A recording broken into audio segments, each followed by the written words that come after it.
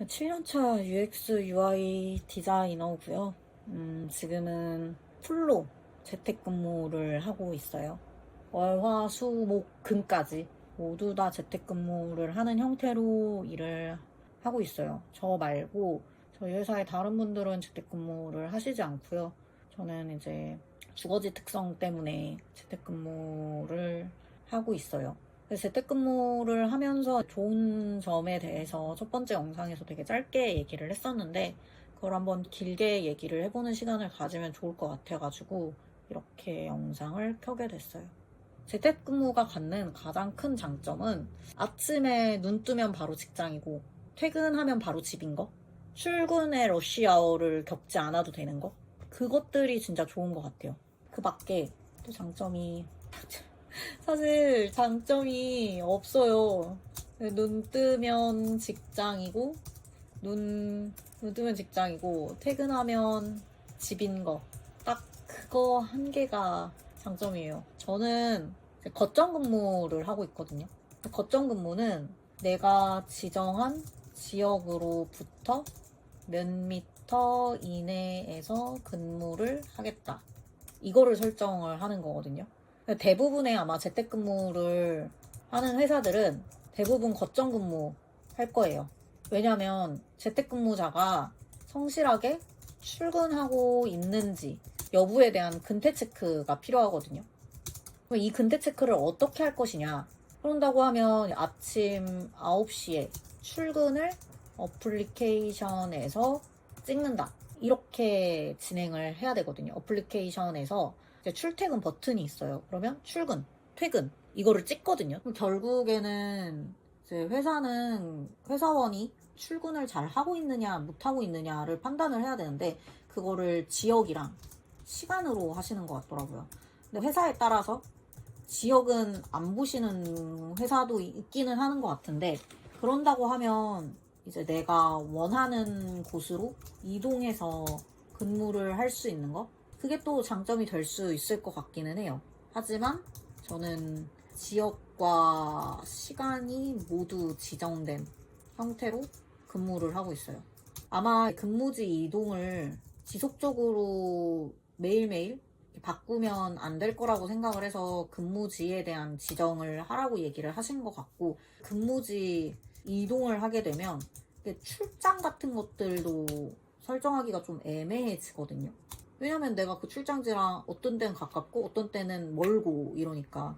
그래서 아마 재택근무의 대부분은 거점근무제로 진행을 하지 않을까 싶어요. 만약에 뭐 지역을 지정하지 않는다고 하면 원하는 곳에서 이동해서 근무할 수 있는 것 역시도 장점이 될 수는 있겠죠. 없는 장점 말하려고 하니까 할 말이 없거든요. 아, 그거 말고 그게 한 개 더 있을 수 있겠네요. 표정 관리를 안 해도 돼요. 표정 관리를 안 해도 되고 사람들이랑 마주치지 않으니까 거기에 대한 스트레스가 좀 덜해요. 인사하는 것도 조금 힘들고 같이 밥 먹는 것도 힘든 사람이 있을 수 있거든요. 저는 안 친하신 분들이랑 밥을 좀 같이 잘 못 먹어요. 회사분들이랑 밥 먹는 것도 힘들거든요.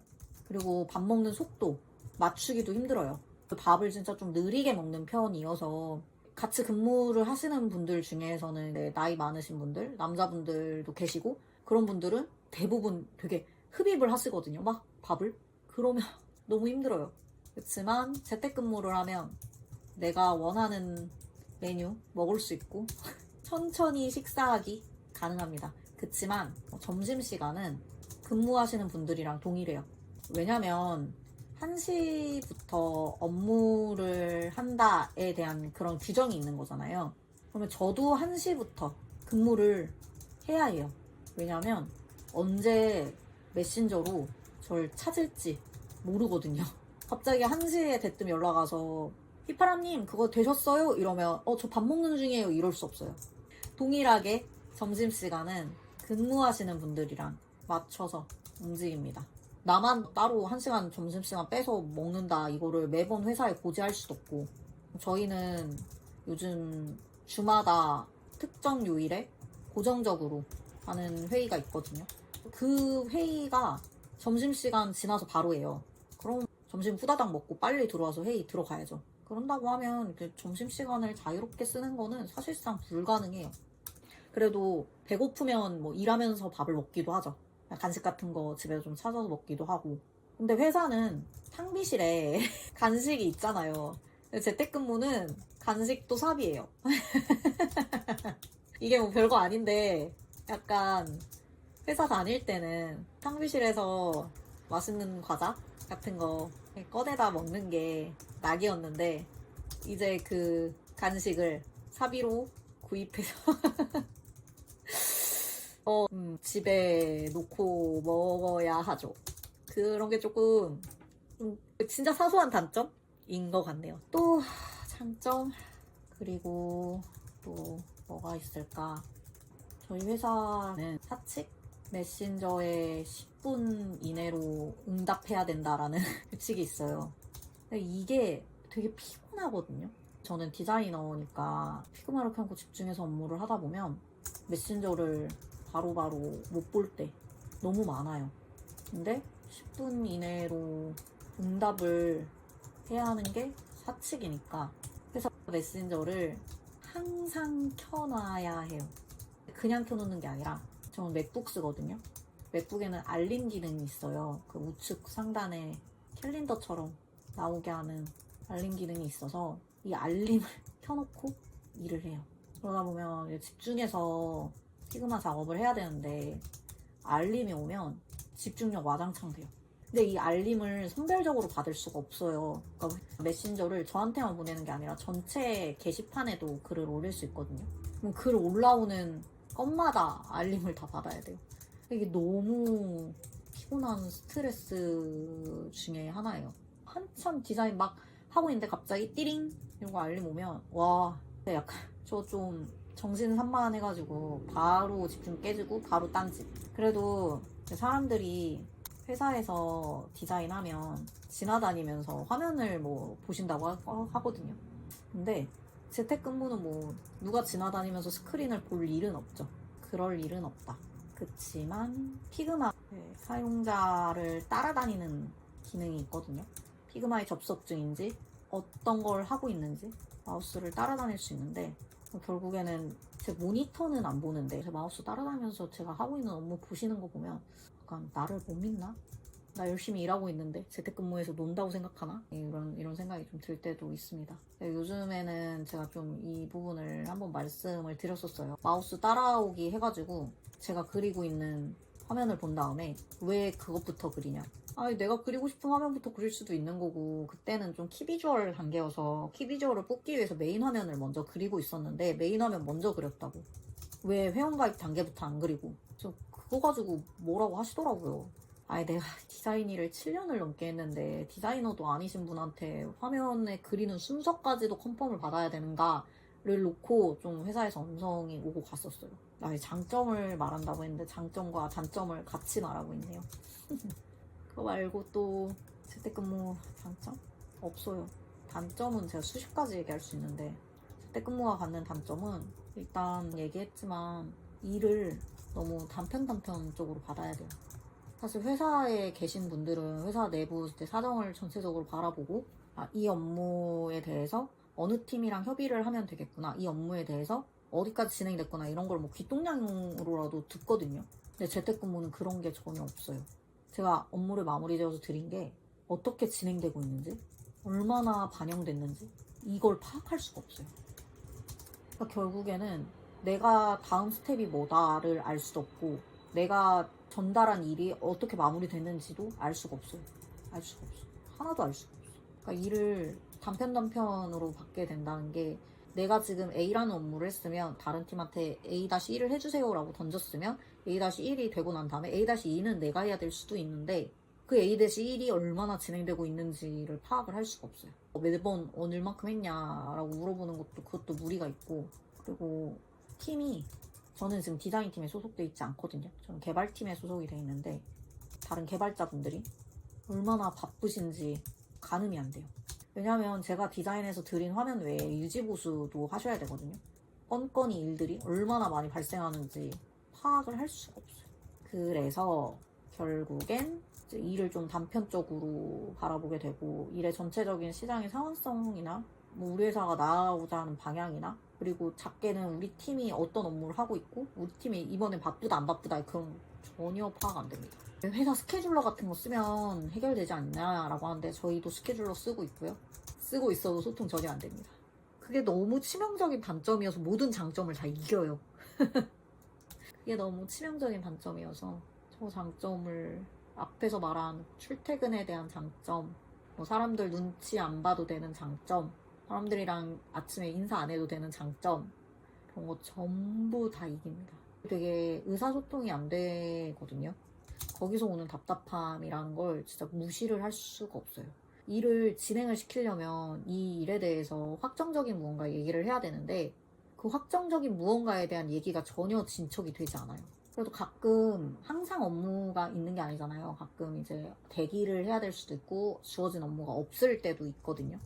이럴 땐 좀 좋기는 하죠. 그럴 때는 좀 노래도 좀 크게 틀어놓고 아니면 좀 눈치 좀 덜 보고 딴짓?